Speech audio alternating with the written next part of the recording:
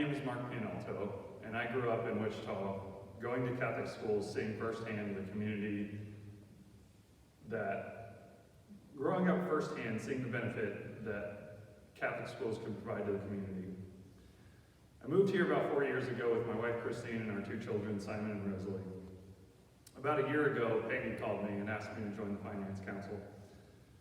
Once I joined, I quickly learned a few things. One, as the newest member of the Finance Council, eventually I would be given the opportunity to give this talk today on stewardship. As we've heard over the last several weeks, stewardship is about giving time, talent, and treasure. Every one of us has been uniquely granted these gifts by God, and it is up to us to use these gifts to return glory to Him. We have already heard about the opportunities to use prayer, or our time, or our talents to help lift up our church and our community. Today, I am here to talk to you about our treasures. Our treasures are many times a direct result of the time and talents that God has blessed us with. Our stewardship is an offering of thanks and honor back to God for these gifts. But these offerings are twofold along with thanking God. They also support the church's ability to grow and to give back to the community. By teaching our children about the Catholic faith and forming all of those who come to St. Joe into better citizens of our community. By offering programs such as CYM, or First Tuesdays, or RCIA, or our Lenten and Advent programs that we continue to use to grow our faith of all ages in the parish.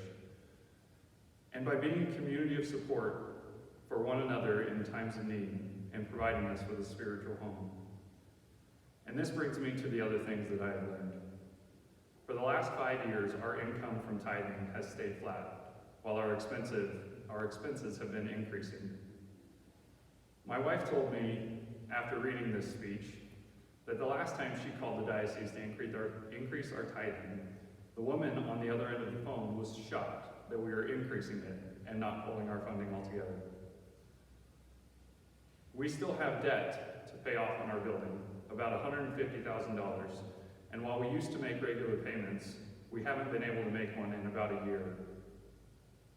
We've had to borrow money from our parent-teacher organizations to be able to make payroll for our teachers.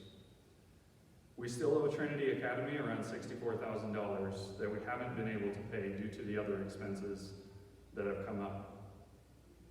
And our building maintenance is also getting put on the back burner because we don't have the money to approach that right now. All of these expenses from our church and school are covered by our own tithing. None of the funding comes from the diocese. While we have been able to make things work over the past year, it has not been easy.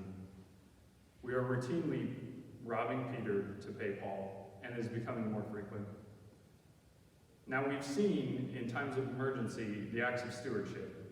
Recently with the AC unit going out, we had donations come in within a few days to get it repaired. The fact of the matter is, we are in a situation where everyday operating expenses have become the same sort of emergency. The time is now for us to take care of our spiritual home.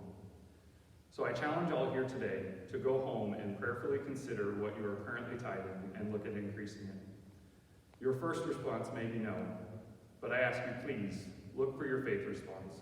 Put your trust in God and ask what He is calling you to do. If we could get, on average, from the 400 families in our parish, an extra $50 every month, we would be able to cover all of our expenses with no issues going forward.